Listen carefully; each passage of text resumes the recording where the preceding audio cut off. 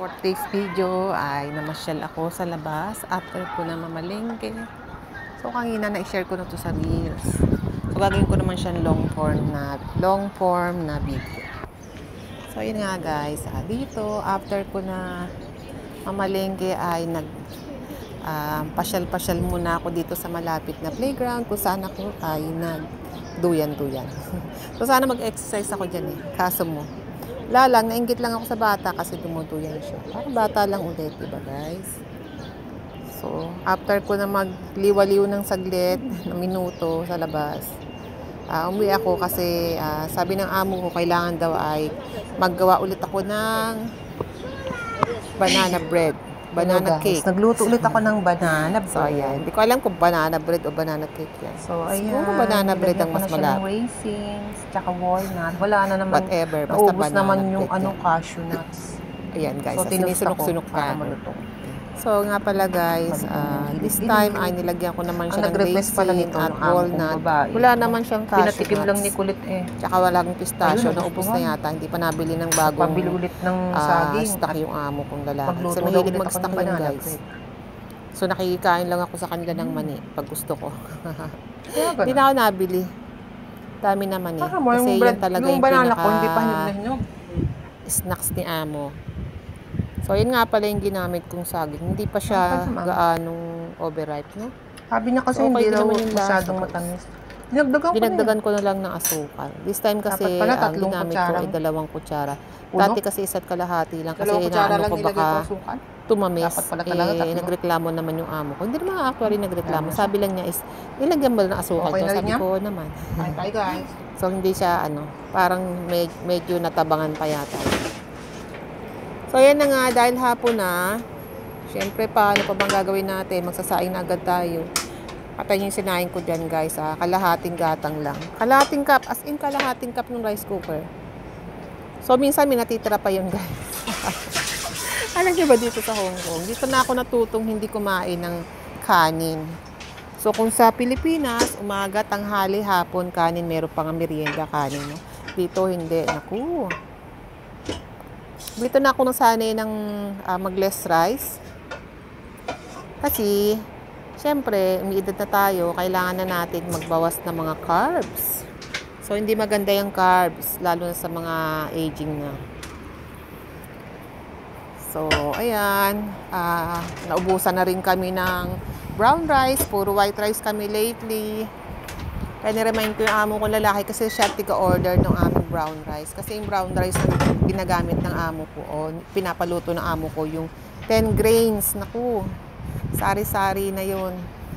Pero napaka-healthy naman. So, yan na nga. Sinimulan ko na i-prepare yung mga gulay para sa gabing i-dinner namin. Ipapakain ko sa amo ko. Bali dito, nag-prepare ako ng talong o eggplant para i-steam. So, may kaming recipe ng amo ko na hindi kami kailangan magprito para naman less ang mantika. Pero sabihin ko sa inyo guys, ang mantikang ginagamit namin dito ay healthy kasi kami ay gumagamit ng avocado oil. O diba? Olive oil tsaka avocado oil. Kasi yan daw yung healthy. Hindi yan na i-stack sa ating bituka kaya hindi yan nakakataas ng cholesterol. So kung mataas ang cholesterol nyo, kailangan yan ang gamitin nyo at maging healthy conscious tayo. So dito naman ay pinrepare ko yung kamatis kasi ako ay magluluto ng egg dishes for today o for tonight's dinner.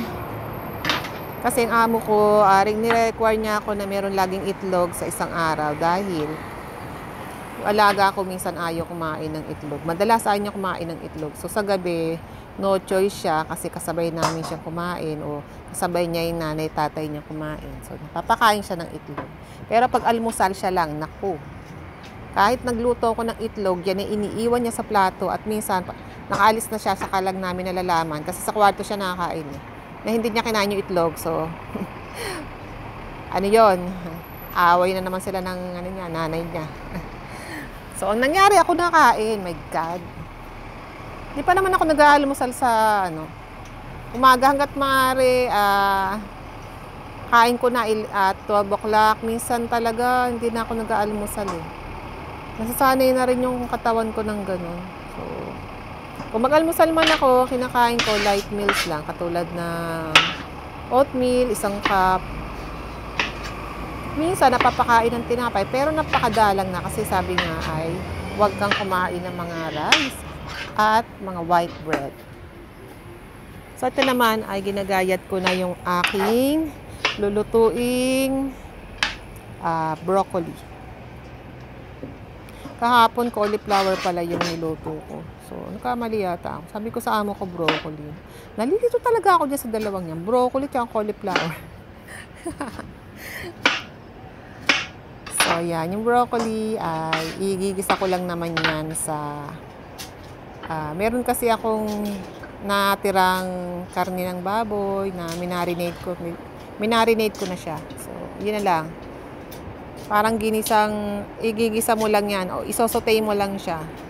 Stir fry, yon ang tamang tawag doon.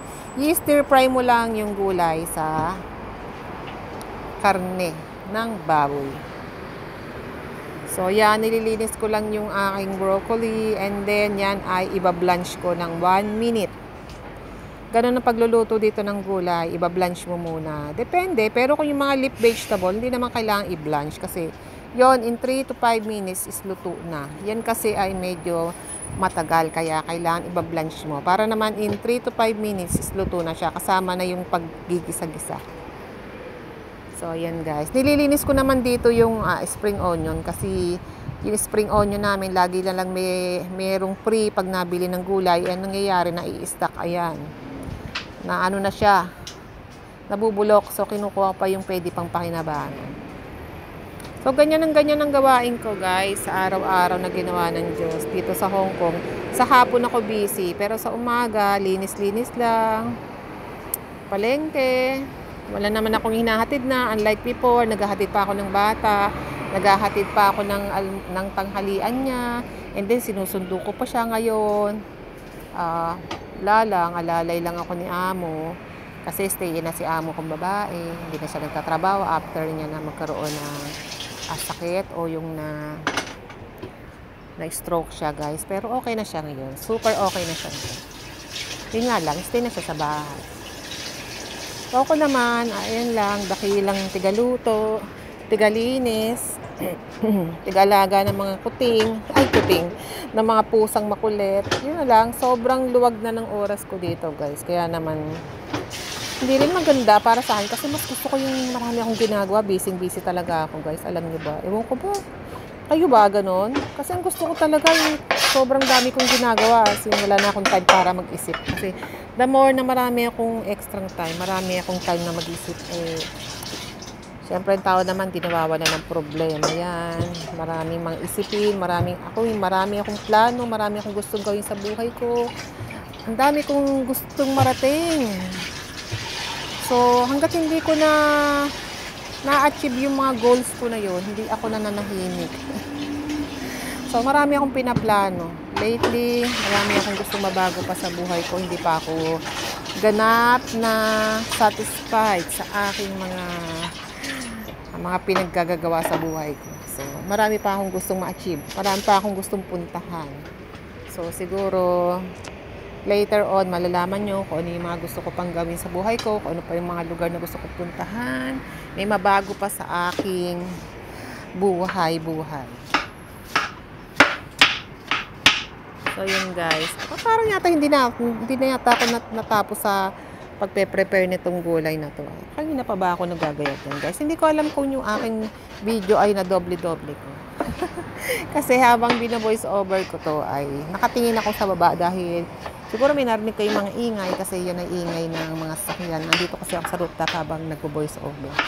So, dito lang ako pwedeng mag-ingay dahil yung amo ko ay nagle-lecture doon sa baba. So, yun na nga guys. Ang balik tayo sa aking mga plano sa buhay. Siyempre guys, diba? Habang tayo ay may edad, marami tayong gusto pang gawin sa buhay. So, kahit na may mga na-achieve na akong mga bagay na gusto ko noon, goals ko siya, pero madating talaga sa punto na meron pa akong gustong gawin. So, yun siguro, walang kakontentuhan.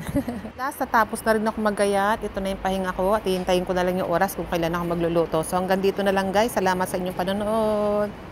Bye! Ingat kayo dyan!